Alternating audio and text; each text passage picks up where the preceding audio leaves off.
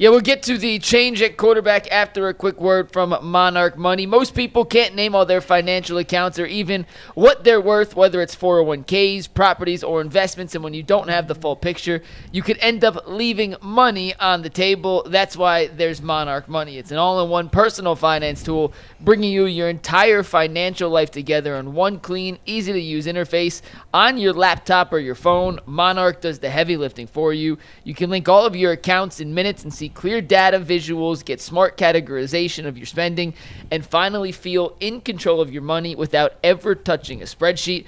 Don't let financial opportunities slip through the cracks. Use promo code LOCKEDONNFL at monarchmoney.com for half off your first year. That is 50% off your first year at monarchmoney.com if you use promo code LOCKEDONNFL. Guys, the Browns have officially announced something that we discussed yesterday, a change at the quarterback position. Out is Joe Flacco. In is Dillon Gabriel. Kevin Stefanski said it was a decision he made on his own. The team has to play better. The offense has to play better. It's not all on the quarterback. But, guys, we discussed this potential change yesterday. It became officially official this morning. Bull G. Dustin, did Kevin Stefanski have any chance, or was this his only move to try and salvage the season? Well, look, he's got moves. This is the only move that he could make now to try to salvage the season. As you're sitting here, 1-3 on the season, it's not looking like it's going to go anywhere up with Joe Flacco at quarterback. I just thought that it was going to be a tough week to actually make the change because of the logistics of going to London. They felt like it must be desperate times. They call for desperate measures, and that's what they're doing here, making the move to Dillon Gabriel. I don't think this was planned. I don't think if they could have their pick of this, they would do this before the Miami game or after the bye week, but they don't have time, guys. If there is any hope of trying to do anything, and at this point, they may be just trying to salvage their jobs, like as coaches, because we all thought like they're safe no matter what. Well, you're safe until you're 1-16. Then things get really interesting. I mean, everyone thought Mike Gundy was safe at Oklahoma State. Yeah, you lose by 60, it happens, dude. So he's a man. He's now 60. He's now 60. Mm-hmm. But it's crazy, and this is where we're at now with this team. What do we have to lose, guys? Nothing. What do we have to lose? Nothing. Go ahead, G. Nothing at all. I told y'all, I said, look, it's easy to sit up here and tell people, hey, you know what? We're going to wait to make these changes. We're going to come out and do this after Pittsburgh. We might actually have to make changes like at week 9 or 10. But the reality of the situation is when you get to the season, all the narrative stuff go away. You start to deal with real wins and losses. You start to deal with real, guess what? You dealing with real consequences and real situations because you're losing football games. When you're taking L's and losing football games, all of the stuff, the pie in the sky stuff ends. So you get to a point where now, to me, now that we are now actually playing and getting to evaluate the season, I said this on the Ultimate Browns yesterday, the season actually starts today because now the actual evaluation of what we're doing actually starts. There's no more, we're playing with house money or no, we get to see this is the guy you chose. This is the guy you said that you had trust in. You took him in the 3rd round. Let's see how you coach it up. Let's see how he looks. So now all of that is off the table, and we'll get to this too. Like guys that are the little pressed, don't be alarmed. You know, I'm already seeing stuff in the news. Hey, well, why is Shedeur still the 3rd string backup behind Joe Flacco? Don't get distracted in the small details. Everyone knows that Shedeur Sanders will continue to play if Dillon Gabriel something happens to a point. This is a trip to London. They're going to look like we want to still evaluate Shedeur Sanders to see if he's still going to put that level of work in or whatever he's going to do. And if Dillon Gabriel falters, the next guy up is Shedeur Sanders. But they still want Joe Flacco to help get Dillon Gabriel get ready, be prepared, and to be locked in at a point where they don't want him just being like, okay, I'm the 3rd string quarterback, let me check out. Not to say Joe would do that. Right. But this is now we get an opportunity to really get to the season because all Cleveland Browns fans should be locked in now because now we get to see if we got something here, boo. Yeah, there's no playing with house money. The Guardians are playing with house money. Yeah. They surprisingly made the playoffs. So we're not going to – I mean, people will be upset if they lose, but you can't kill them if they lose. I mean, you can kill the front office, go back. But you're not going to kill the players if they lose. The Browns that I'm playing with house money stink. When you stink, you got no money to play with. So Dillon Gabriel's got, going to go in there. I don't expect him to succeed right away, but I'm not giving the team a pass that it's okay if he just sucks for weeks and weeks and weeks. We got to see some improvement. I'm not expecting a great game one, but what I am expecting from Dillon Gabriel is that he gets better every game. And if that doesn't happen, that's on him, but it's also on the coaching staff. Well, the other thing here, too, guys, is that it can provide some sort of a spark to this offense that they're so used to this being stuck in the mud. Yeah. At least if Gabriel comes in there, he's going to bring in some youth and enthusiasm to the huddle. Yeah. And the guys who are a lot of veterans on the offensive line are going to see a new face, a new voice, a guy who's genuinely excited. Like, imagine Dillon Gabriel this weekend. Who's going to be more excited to play in this game than him? Joe Flacco is probably like, God, I just hope I don't tweak an ankle this week. You know what I mean? Like, he's just an old fart. Yeah. And this guy's a kid who wants to go out there and give it all he has, and he will. And so that gives the Browns a chance. And it gives a little bit of hope. Now let's hope that it doesn't just dissipate and completely go to the wayside. But if he goes out there and plays a halfway decent game, it's going to give the team a little bit of a morale boost, because right now, and Garrett, we talked about this yesterday, in terms of being in locker rooms where teams are not having success and guys start to tank, and a little bit here, a little bit there, a little bit late for treatment, a little bit later for this and that, like that, all those things tend to wear on a team, and then that's where you have a 1-16 type of football team. The Browns are trying to nip that in the butt right now. Like, they need to really cut this thing off and start to try and build something. Otherwise, this is going to be a complete rebuild. Yeah, because now I think what you're starting to see in real time is you're starting to see the pressure mounting not only on the players, because you know this, Dustin, when you're a young player, you always readily feel like, all right, well, I still got an opportunity. I'm still young in the league. I'm going to play forever, right? Old guys are like, well, listen, I'm almost done. It's easy for old dudes to check out. It's easy for them to be like, yeah, I wasn't coming back next year. Or, hey, it's my last contract. I'm playing for the next team. I'm auditioning. So now you're doing your own thing. You're not really locked in and bought in. Now you're starting to see the coaching staff say to themselves, guys, they're looking at us now. They're looking at us. They're evaluating what we are doing now. We can't afford to come out here and play the status quo game. We got to get to what we need to get to. And the exciting part about this is now the evaluation is now complete. The evaluation is now started for everybody. The evaluation has begun for the rest of the rookies. And what they are doing, Judkins and Fannin and the rest of them, we want to see how they progress and get better throughout the season. We're going to take a look at that. And now we get a chance to see a lot of the stuff that people will say doesn't matter or doesn't. People didn't want to make the change. They said it doesn't matter at quarterback. Oh, it doesn't matter. We don't. Well, no, you got to see it. So now you get a chance to see Dillon Gabriel. He's going out there. I like. As I thought about it, I liked it better to move him and play him out here, because sometimes as a player, you get away from when you starting on the road. You forced to lock in a little more. Like, you don't got ticket requests. You don't got people hitting you up. It ain't, you get away from the news cycle. You are way across in London. Now you over there hanging out, and you're like, all right, cool, let's lock in. I ain't got really no distractions, and it's a neutral site game. It's not really on the road. You ain't got the nerves. It's like, all right, let's go out here for this business trip. I think it's a good opportunity for him to get what he needs to do back in London in the neutral site game. Yeah, and I think you guys referenced this a little bit. Sometimes it's just like maybe the offensive line gets a little extra juice and they block better. Mm-hmm. Maybe some of the guys on defense that were starting to be like, what's the point? Yeah, maybe they get a little extra juice, Maybe the wide receivers are a little more focused on catching passes this week. They've had the drops. It's been a problem. They've been called out for it. Like, maybe Fannon's a little more locked in. Maybe Judy's a little more locked in on make sure I catch that ball before I try to make a move or whatever. And hopefully everybody will be able to do that, including Kevin Stefanski, who's frankly called some pretty, ugly games. He deserves a lot of the blame for what's happened so far. And he's got to do a better job. Across the board, nobody's doing well enough outside of Judkins. Really, nobody's doing their part on the offense. Nobody, except for him, Judkins. That's it. So everybody else has got to be better. Coaches, players, across the board, and maybe the spark of this young guy getting an opportunity will, boost up some of the other guys too. I hope so because they need something. Yeah, you always get a little bit of a boost, right? You get that little kick start. You know what I'm saying? Like, okay, it's something fresh, it's something new. And when you get young guys, they bring that youthful energy, right?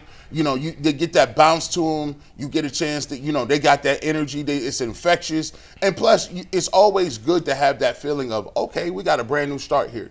We got a fresh start here. Like, if you look at it, you take a look at what the Browns are able to do. Say, for instance, they are able to get a win. Now they're 2 and 3? Mm-hmm. You're like, oh, well, listen, this season, football players are irrational. You tell yourself whatever you need to do to get from week to week, right? They'll come in and say, hey, look, guys, we got everything in front of you. You had them conversations, Dustin. Hey, guys. Everything's in front of us. Everything's in front of us. Hey, the division is – it's funny. They will get rid of all them other games. The division or the conference is right in front of us. That's our number one goal on the board since July. Or you can take anybody who played football through college or whatever and put them in front of a team and be like, you're the head coach. And we could pull together a speech immediately. Immediately. Guys, the cliches. All of the cliches. Listen, if you would have told us in the beginning of the season. I mean, nobody believed in us. Nobody believed it. And here we are, 2 and 3, right in the mix of the division. It's all right in front of us. It's just right in front of us, guys. So listen, veterans, guys, I need you guys to really put your arms around these young guys. Young guys follow those leaders out there, man. Miles, come on. Like they'll tell themselves that they about to get their lives together. And that's why, too, they knew they wanted to make the move. They always had the plan. And so when you say, okay, Joe's now the backup, it's like, yeah, they want Joe to stay locked in. I can imagine that conversation they had on Joe, this is a tough decision. But we really we've still got confidence in you as a leader, and I still want you to lead these young guys. But you're one play away. Mm-hmm. Let's see here exactly what's here or just see. Mary Kay transcribed some of his quotes. Let's see the quotes from real Stefanski. quick. But this was Kevin Stefanski, who just did a press conference at 10:30, explaining his rationale behind making They're in this England decision. already, right? No, they fly out this afternoon. Yeah. They fly this afternoon. They practice in it's Berea Wednesday, today, then I fly don't know what out. day it These is are this week. 3 transcribed quotes. Mary Kay Cabot transcribed them from Kevin Stefanski on the quarterback change. The first, Stefanski said, quote, "Just my decision. This was the best decision for the football team." He went on to say, "This is not about one person. Joe is a captain of this football team, and we still need his leadership going forward. Excited for Dillon. He's handled everything really well since he's been on campus here. We all need to be better. I know the quarterback position gets quite a bit of scrutiny, but this is about our entire team being better." No, it's End not. quote. I mean, it is, but you're not making this change. How would one change at quarterback be about our entire team getting better? Then he should change every starter if it's about getting better. I hate Coach Beak. I hate Kevin Stefanski talking. I don't hate Kevin Stefanski. I just hate every time he talks. He says nothing. It's very frustrating. The fact that he said people don't care. The fact that he said, Dustin, Campus. on campus. Well, it is called the Rocket, whatever it's called, the campus. They are Cross Country Mortgage Campus. They are. So when I used to work at corporate America, But I know what you're saying. We would go to these retreats, and they would have like these classes. They would teach people. They'd be like, "This is high level communication." This is how, they'll hand out these pamphlets and leaflets of how you got to talk to people, because that's how that's the respect level and how you get people to buy in. So if it's Rocket Mortgage Campus, they want to sell to the whole organization that we're all saying campus. And you're like, come on, bro, you mean? Well, they all learned, I mean, if I just said Barry, Stefanski, Chris Antonetti, Mike Chernoff all went to the same school of learning how to talk. Yes. They all speak advanced nerd. Yes. And Where'd they learn that at? High level. Is that like a Penn thing? Is that an Ivy League thing? I think it's an Ivy League thing. Dartmouth, I believe. In Dartmouth, They went to a special. We could ask Ross Tucker later. He's an Ivy League guy. That's true. Yeah, He's an Ivy League guy. And supposedly Dillon Gabriel speaks advanced nerd too. Like he talks their language. Yes. So that might help. And listen, here's the crazy thing. I know none of us think this is going to happen, but it's not impossible that Dillon Gabriel ends up being a good quarterback in the NFL. I mean, it may seem impossible to us. I think none of us think that's going to happen, but it's possible. It is. Yeah. Maybe not necessarily week 1, but what if Dillon Gabriel ends up being a good quarterback? That's it. Wouldn't that be great? Awesome. You bring up a very good point, and this is what I like to say about play football, and there's a level of integrity that you have to have when it comes to talking about football. You may not think somebody has a long-term upside or be the best person at that position, but every single person who's ever played football understands this. You can't, that's not our job to sit here and say what's in my mind and what I think. Every single person gets the opportunity to show and prove what they can do. And if they do show and prove, you have no choice but to say that. Like, there ain't none of that. Like, oh, listen, I think, to me, let's be clear. I think Shedeur Sanders has way better, more upside than Dillon Gabriel, right? But just because I believe that, I'm not going to sit up here and act and hate like, oh, if Dillon Gabriel throw for 300 yards and 3 touchdowns, I'm not going to be combing through the film trying to find 4 things that I don't like. Nah, I'm going to have to say that. Like, at the end of the day, it's about your merits on the football field. So it's important to say, listen, give him the opportunity to prove that, because as a man, that's all you want in life. You don't gotta like somebody. You ain't gotta even at first be really like all up under them and rubbing their shoulders and stuff. Nah, you ain't got to be doing that. You gotta just can't say it's real, bro. I love you, dog. Look, I'm just loving you, bro. Come on, man. I love you. Can I get a back rub? Yeah, here you go, dog. Let me get your shoulders together. Let me get your shoulders to rub You got some Look, big old hands, man. Yeah. Listen, I can see. This is why we Your wife must love that. This is why we get letters. See how this thing could have went left. I was gonna say something to Bull, but no, we're good. We don't want letters. No letters. So no, we don't want any emails. But no, but I'm excited to see it because for him, he gets a chance to prove a lot of people wrong. And as a fan, this is, right now you're miserable. The season, you thought the team would be bad probably. The team is bad. And there's no hope when Joe Flacco's the quarterback. And as a fan, the unknown is exciting because the unknown could be good. Even if it's more likely to be bad, it could be good. We know Joe Flacco is done. We know it. There's nothing. Right, there's no upside with him. Here's an example, okay? You're from New York.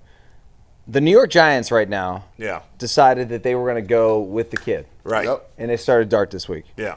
And did you see much higher pick. Sure. But yeah. But I mean, both had awesome college careers. Like I think going into the draft, there weren't many people who'd be like, oh, Jackson Dart, Dillon Gabriel, like who's getting higher? In fact, people probably thought Shedeur was going higher than all of them. Yeah, right.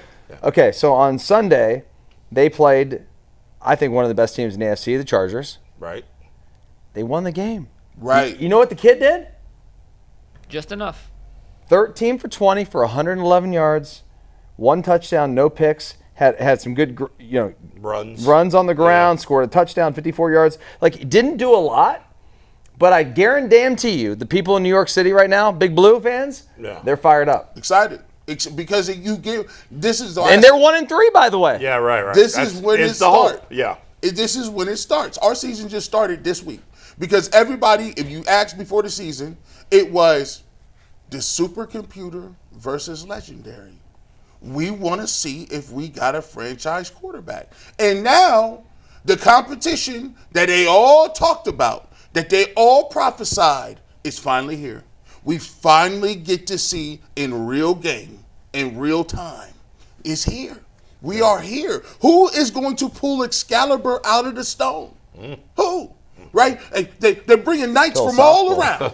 Knights from all around to see who's the real true king. Who is going to get Excalibur? 40 people have tried to pull on that sword, and none of them have pulled it out yet. None of them. Still in the rock. Now, to be fair, I'm guessing that was crazy, too. That was wild. I'm guessing there are a much higher percentage of Giant fans that think Jackson Dart's going to be a good quarterback than Browns fans that think Dillon Gabriel is going to be a good quarterback. But you never know.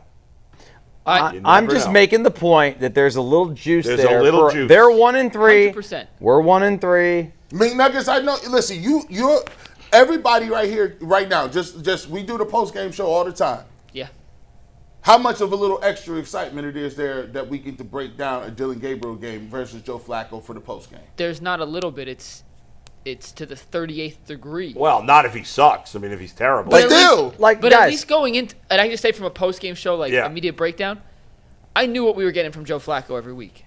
We knew. We knew what this offense looked like. Now I'm excited to see, okay, what kind of changes is Kevin Stefanski going to move the pocket around? This offensive line stinks. Are we going to see any new wrinkles that they were saving for Dillon Gabriel? A lefty quarterback Yeah. always looks odd on TV. Look at Tua throw the ball. Are the Yeah. Browns Yeah. ready? Zach Jackson tweeted this morning, it's the Browns' 41st quarterback since 99, the first lefty to start a game. So we have to adjust our brains to seeing the right tackle as the blindside protector. So yes, from that pure perspective, G, I can't wait to see what Dillon does. And it's at 9:30. Wake up, get a lefty quarterback thrown in your face. It's either going to be great or it's going to be terrible. Then you got the rest of the day to watch football. It could not be a more perfect situation for someone who was supposed to show. I mean, it'd be more perfect if there was actually a quarterback that you thought was going to be I'm good. just saying from like a content immediately after perspective, it is great. And G, you brought up something in your last point that leads us right into our second topic. So let me tell you guys why Mazda is a proud sponsor of UCSS. Then we'll